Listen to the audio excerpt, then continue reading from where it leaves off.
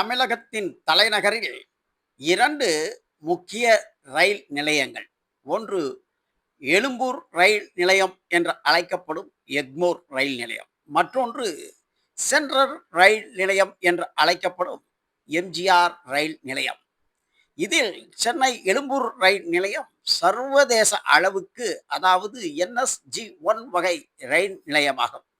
கிட்டத்தட்ட 700 கிட்டத்தட்ட 734.91 கோடி மதிப்பீட்டில் உலக தரத்தில் மாற்றம். 120 ஆண்டு பழமையான இந்த ரயில் நிலையம் இடிக்கப்பட்டு புதுமைப்படுத்த இருக்கிறது உலக தரத்தில்.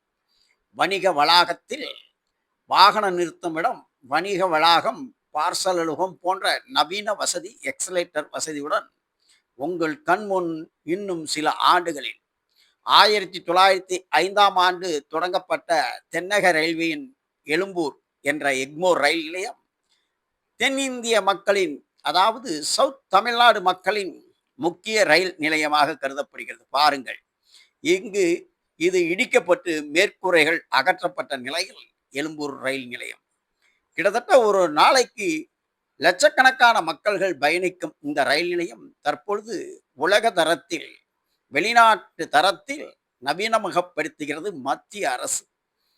மத்திய அரசு, மோடி அரசு இந்த ரயில் நிலையத்தை மாறுபட்ட கோணத்தில் கிட்டத்தட்ட 734.91 கோடி மதிப்பீட்டில் புதுப்பிக்கிறது. இதோ பாருங்கள், நமது பாரத தேசத்தில் உலக தரத்தில் சென்னை தலைநகரில் புதிய ரயில் நிலையம்.